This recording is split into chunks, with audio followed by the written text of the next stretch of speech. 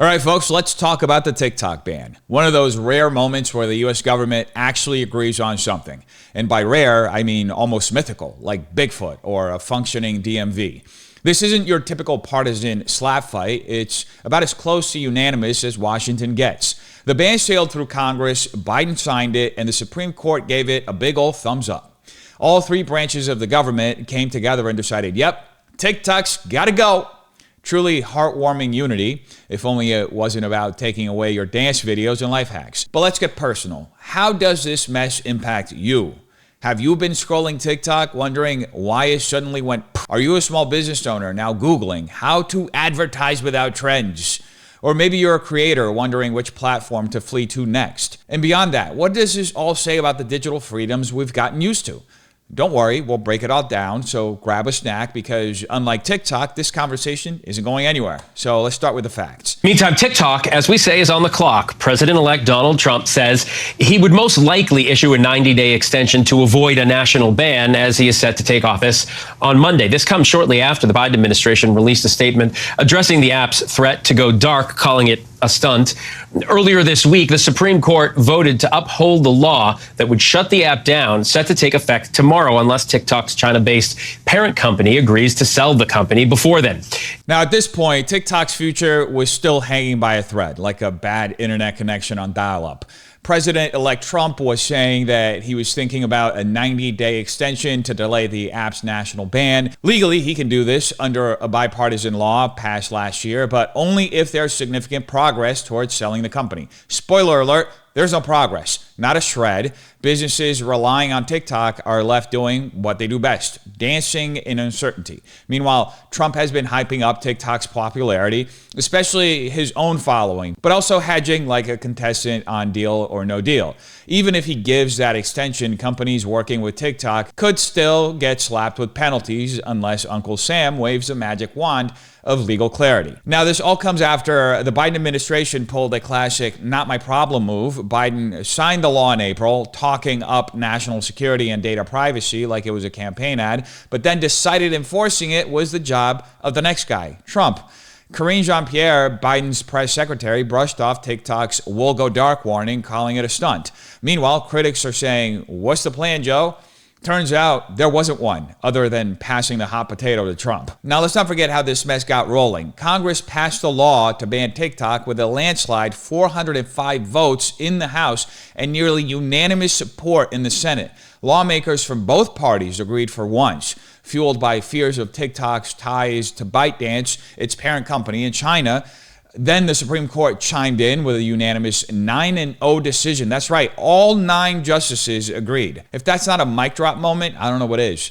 While we don't have their full opinions yet, experts say the justices might as well have stamped serious business on their ruling. And for the fallout, TikTok says the chaos is throwing off its 170 million U.S. users, including small businesses trying to go viral in more ways than one. Competitor apps like Lemonade, also owned by ByteDance, because of irony, are raking up downloads. Creators are panicking like it's the Grapevine shutdown of 2016 all over again, while businesses scramble to find their next social media lifeline. But here's the bottom line. This ban is one of the few things Congress, the president, and the Supreme Court can all agree on.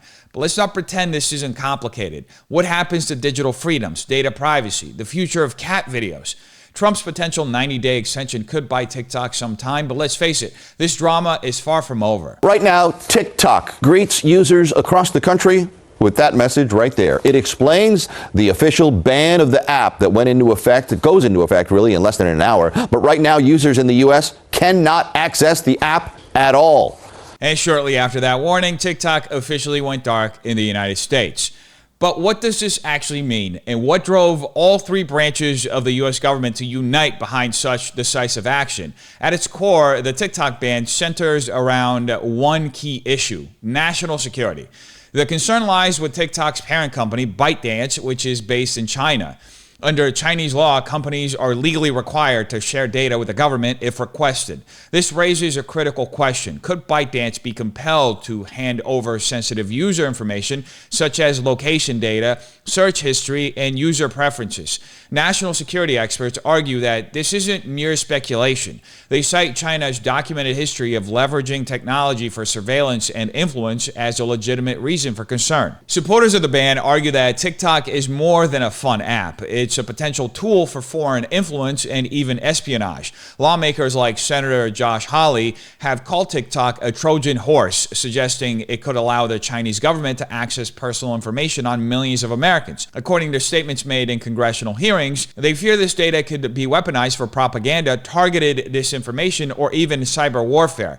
FBI Director Christopher Wray testified last year that TikTok's ownership poses national security concerns, highlighting the platform's ability to track users and shape content algorithms as particularly worrisome. But here's a counterpoint. Is there evidence this data has actually been misused?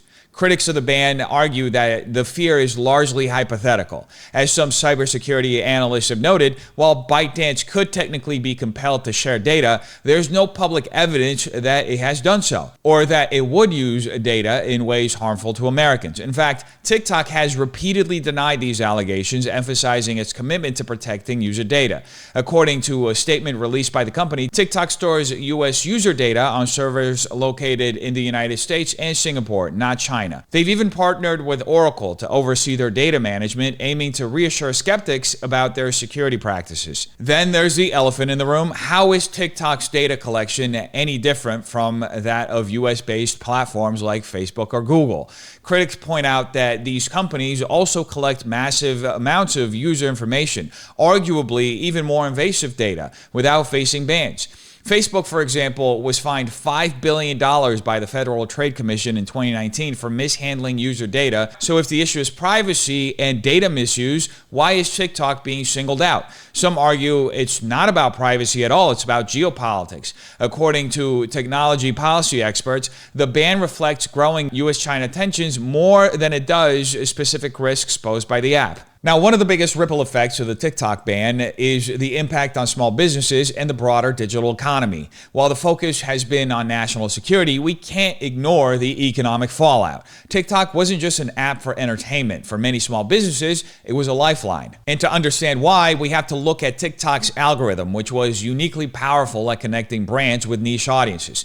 Unlike platforms like Instagram or YouTube, TikTok's content discovery system allowed businesses with little to no marketing budgets to go viral, sometimes overnight.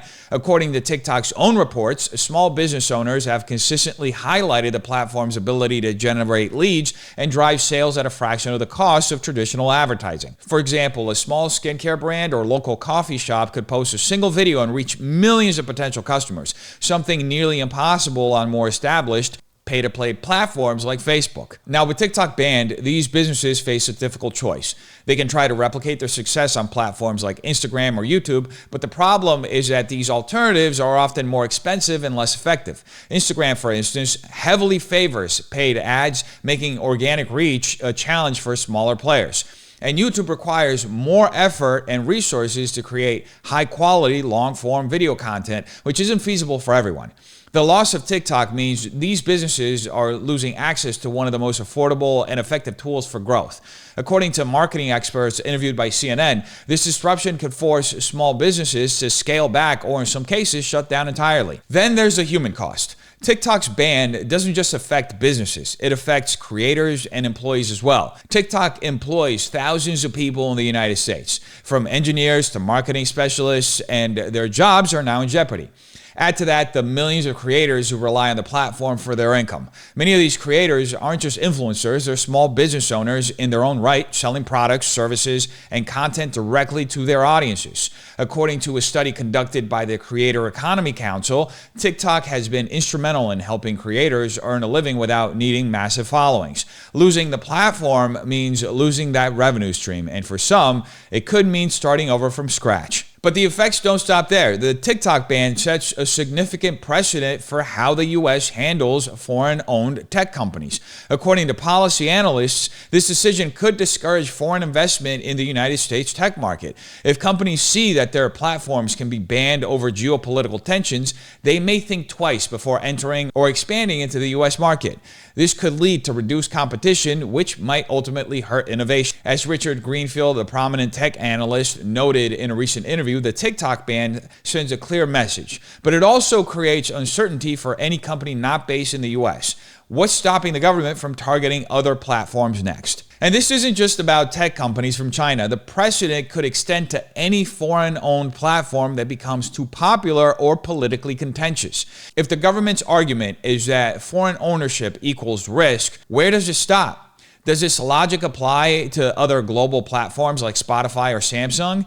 Critics argue that this creates a slippery slope where the line between security concerns and economic nationalism becomes blurred. Now, while national security concerns are at the forefront of the decision to ban TikTok, the implications for how we think about freedom of expression in the digital age are just as significant.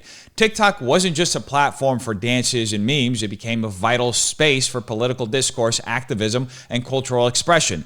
Now that it's banned, we have to ask some tough questions about precedent and global ripple effects. First, let's talk about the precedent this sets for banning platforms. The U.S. government has justified the TikTok ban by pointing to its foreign ownership and the potential risks that come with it. ByteDance, TikTok's parent company, is based in China, and U.S. lawmakers worry that data collected on American users could end up in the hands of the Chinese government. But what happens when this logic is extended to other platforms? According to technology policy experts, this opens the door for similar actions against any foreign-owned app or service that becomes politically contentious.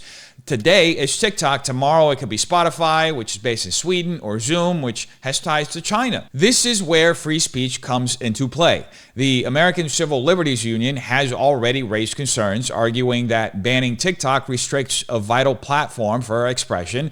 TikTok wasn't just a place to share content, it was a space where users debated political issues, raised awareness for social movements, and shared cultural perspectives. According to a recent ACLU statement, the TikTok ban sets a dangerous precedent for government overreach in regulating digital platforms and could pave the way for further censorship under the guise of national security. And so this raises a critical question. How does the ban align with First Amendment protections? While the government can regulate businesses, restricting access to a platform used for free expression walks a fine line. For creators, especially those who use TikTok to amplify political messages or cultural issues, this feels like more than just a business decision. It feels personal, and the precedent matters. If the government can ban a platform based on ownership or perceived risk, what's to stop them from using similar arguments to limit access to other spaces where people speak freely? And needless to say, this will have global implications. I mean, just think about it. What kind of message is being sent to other countries? If banning foreign-owned platforms becomes the norm, it could encourage other governments to impose similar restrictions on US-based platforms. Imagine a world where Facebook, Instagram, or YouTube is banned in multiple countries or concerns about American influence or data practices. According to international policy analysts, this could fragment the internet into isolated regions where platforms are only accessible within specific national borders. And we're already seeing hints of this. India, for example, banned TikTok in 2020, citing similar national security concerns. China has basically every major U.S. social media platform banned in their country. Brazil even banned X for a moment while there was contention between Elon Musk and some of the country's leaders. So now that the U.S. has followed suit, other nations might feel emboldened to take similar actions against foreign platforms. This isn't just about one app, it's about the potential for a domino effect that reshapes the global internet. As technology analyst Richard Greenfield has said, the TikTok ban could signal the start of a more divided internet where countries build walls around their digital ecosystems. But there's an even deeper irony here. The U.S. has long championed free speech and open access to information as fundamental values. By banning TikTok, some critics argue that the government risks undermining those very principles. While the concerns about TikTok's ties to China are valid, the method of addressing them, an outright ban, raises questions about whether this is the best solution. Could tighter regulations or oversight have addressed the security risks without removing the platform entirely?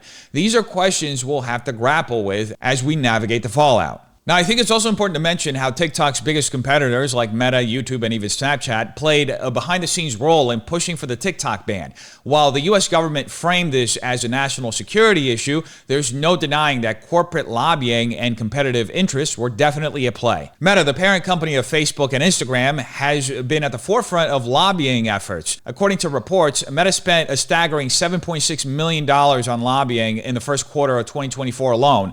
This marked the highest amount Meta has ever spent in a single quarter. While the official disclosures didn't name TikTok directly, they did highlight efforts to influence policies related to cybersecurity, data privacy, and platform accountability, areas that align perfectly with the concerns raised about TikTok. The timing is hard to ignore, as this lobbying coincided with Congress advancing legislation that would ultimately ban TikTok unless it was sold to a US-based company. But Meta didn't stop at lobbying. They reportedly hired a consulting firm, Targeted Victory, to orchestrate a public relations campaign against TikTok. This campaign involved planting negative stories about TikTok in local news outlets, amplifying fears about harmful trends supposedly originating on the platform.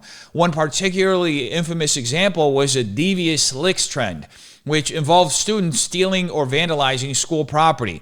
According to investigations, some of these trends didn't even start on TikTok. They actually originated on Facebook. So Meta's goal here was clear: to frame TikTok as a danger to children and society, pushing lawmakers and the public to view the app as a threat. Now, YouTube, owned by Alphabet, also stands to benefit significantly from TikTok's absence. While their lobbying efforts during this period weren't as highly publicized as Meta's, YouTube has been positioning its Shorts feature as a direct competitor to TikTok. Analysts have noted that if TikTok is permanently banned, platforms like YouTube Shorts could see a massive influx of users, creators, and advertisers looking for a new home. According to tech industry insiders, YouTube has been quietly lobbying lawmakers on broader tech regulations, ensuring that any measures targeting TikTok don't end up restricting YouTube's operations. And there's also Snapchat, which has also reportedly lobbied in favor of stricter regulations on foreign-owned platforms like TikTok. While Snapchat hasn't been as aggressive as Meta in its public campaigns, the company has expressed concerns about TikTok's dominance in the youth demographic, a market Snapchat once led. According to industry reports, Snapchat has worked through trade organizations and indirect channels to advocate for policies that would level the playing field, particularly against competitors with ties to foreign governments. Now, what we're seeing here is a clear pattern. Major US-based platforms have invested significant resources to influence the narrative around TikTok. Their goal isn't just about national security, it's about business. TikTok's unique algorithm and massive user base posed a direct threat to their market share. By pushing for stricter scrutiny and ultimately a ban, these companies position themselves to absorb TikTok's users, creators, and ad revenue. But here's a bigger question. What does this mean for how corporate influence shapes policy? According to tech policy experts, the lobbying efforts by companies like Meta, YouTube, and Snapchat highlight how corporate interests can align with national security concerns to drive legislative action. While TikTok's ties to China are a legitimate concern, the ban also serves as a reminder of how competitive dynamics in the tech industry can influence the government's priorities. Now, with its 170 million users in the US alone, TikTok wasn't just an app, it was a cultural phenomenon, especially for Gen Z. Now, with that gone, the fallout is playing out in real time. For Gen Z, the TikTok ban has hit hard. This is a generation that grew up on social media, and TikTok became their preferred platform for everything from entertainment to activism. According to a Pew Research study, over 60% of teens in the US used TikTok regularly, and many viewed it as more authentic and relatable than other platforms. Now, with TikTok suddenly gone, users are flooding other platforms like Instagram and YouTube, but many are expressing frustration that these alternatives don't offer the same experience. As one 19-year-old user told NBC News, TikTok felt like a community. It's not just about the videos, it's about connecting with people who share your humor and interests. Instagram just doesn't feel the same. This frustration is also fueling a broader sense of distrust in the government's handling of the digital issues. Many users are questioning the motives behind the ban, particularly given the lack of concrete evidence that TikTok has misused data. According to surveys conducted by Morning Consult, a significant portion of Gen Z sees the ban as less about security and more about politics. The sentiment among younger users is that the the government doesn't understand the platforms they rely on and that decisions like this are being made without considering the cultural or economic impact. This perception could deepen generational divides and contribute to growing skepticism about how the government regulates technology, and also turn into a proverbial shot in your own foot when a lot of these Gen Z Democrat voters realize that though there was bipartisan support to ban TikTok, a large portion of the ones responsible for the ban were Democrats. In fact, the person who signed it into law was Democrat President Joe Biden. Anyway, then there are the creators. For many, TikTok wasn't just a platform for self-expression. It was their livelihood. Some creators built massive followings and turned their accounts into full-time jobs, earning income through brand deals, merchandise, and direct sales. Now these creators are scrambling to rebuild their audiences on other platforms. But the transition isn't easy. Instagram and YouTube, while popular, operate differently. TikTok's algorithm was uniquely powerful in promoting new creators, making it easier for them to gain traction. On other platforms, creators often have to pay for ads or rely on established followings to get noticed. According to digital marketing experts, only a fraction of TikTok creators will likely succeed in replicating their success elsewhere. One creator told The Verge, "Starting over feels impossible. I had over 1 million followers on TikTok and now I'm back to square one." For the average user, though, the outrage may not last long. If history tells us anything, people adapt quickly when platforms disappear. I mean, remember Vine? It was a go-to app for short, funny videos before TikTok, and when it shut down in 2016, there was an initial wave of disappointment, but within months, creators and audiences migrated to Instagram, YouTube, and eventually TikTok itself. According to media analysts, we could see a similar pattern here. While the immediate reaction is one of loss and frustration, the public tends to move on when a new platform emerges to fill the gap. Now, when it comes to the TikTok ban, this is one of the most nuanced conversations we've had about technology, national security, and freedom in a long time. It perfectly exemplifies the saying, to make an omelet, you've got to break some eggs. I truly believe this decision was in the best interest of our national discourse and security, but that doesn't make it any less complicated or any less painful for those who are directly affected. Let's start with the reality of what TikTok represents. It was never just a social media app. It was a strategic information and influence weapon from China. The idea that ByteDance could have simply sold TikTok to a U.S. company never felt realistic to me. China would have never allowed it. The data TikTok collects is invaluable. It tracks user behavior, preferences, and even physical locations. This isn't just a commodity. It's a resource that can shape narratives, influence public opinion, and destabilize societies from within. The concerns raised by our government aren't just valid, they're critical. This is about protecting America from vulnerabilities that could be exploited by a foreign adversary. What must be understood is that Chinese companies are uniquely tied to the Chinese Communist Party. Under Chinese law, businesses must comply with government intelligence efforts, which means ByteDance could be forced to hand over American user data or manipulate TikTok's algorithms to promote CCP-approved narratives. This isn't a theoretical risk. It's baked into how their system works. And TikTok has already shown tendencies that align with these fears. It's been the birthplace of concerning trends, some of which promote extremist behavior or rhetoric. And what's worse is that this behavior is often allowed to flourish if it aligns with narratives that undermine American values. At the same time, there's a well-documented history of the app suppressing criticism of the CCP. This is more than a privacy issue. It's a question of cultural and political influence. And what about the differences between TikTok in China and TikTok in the US? They couldn't be more obvious and more alarming. In China, the app emphasizes STEM content, educational videos, and constructive messaging. It even enforces strict time limits on how much children can use it. Meanwhile, the American version seems designed to push bottom-of-the-barrel, brain rot content. Over time, this kind of content can have detrimental effects on an entire generation, mentally, culturally, and socially. It's hard not to see this as an intentional strategy to weaken American society. Now, after facing significant criticism over these stark differences, TikTok eventually added a separate STEM tab for its American users. But let's be honest, it felt like an afterthought. Unlike the Chinese version, where educational content is seamlessly integrated into the platform's algorithm, the STEM tab on the American TikTok felt isolated, like vegetables sitting on the corner of a plate piled high with sugary treats. Sure, it was there if you looked for it, But the app didn't seem to put much effort into incorporating that content into the main feed, into the For You page. Instead, it was tucked away in a separate tab, making it easy to ignore and ensuring it didn't interfere with a flood of viral, low-effort, brain rot content. It feels less like a meaningful attempt to promote education and more like a box that we're ticking to fend off criticism. Now let's talk about the immediate future. Trump has floated the idea of a 90-day extension, but realistically, I don't think it will do much. While it might buy TikTok some time, it feels like the app is headed toward a ban regardless. That said, the real tragedy here lies with the creators and the business owners who relied on TikTok to make a living. Some were running incredibly successful businesses, and now they're left scrambling to start over. If there's a lesson in all this, it's the importance of diversification. You can't afford to put all of your eggs in one basket, especially not in the digital landscape that changes this quickly. Further, the free speech implications of this ban are even harder to untangle. It's difficult not to worry about the precedent this sets for social media platforms, foreign investment, and even market competition in the United States.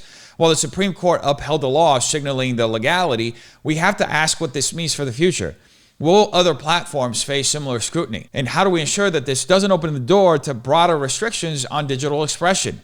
These questions won't be answered anytime soon, but they're ones we need to grapple with as we move forward. Ultimately, I think the ban will stick, at least for now, and as significant as this moment feels, I believe the public will move on from it quicker than we expect. In less than a week, TikTok's absence will likely just be another blip in our collective memory. I mean, Trump becomes president tomorrow. And with everything that will inevitably come with his return, his story will fade into the background. It's yet another reminder of our short attention spans. I mean, doesn't it feel like Trump being shot was ages ago? In reality, it was much less than a year ago. And yet here we are, moving on to the next chapter. TikTok is gone, and soon will be the outrage. Anyway, you tell me what you think in the comments down below. Have a terrific day. Peace.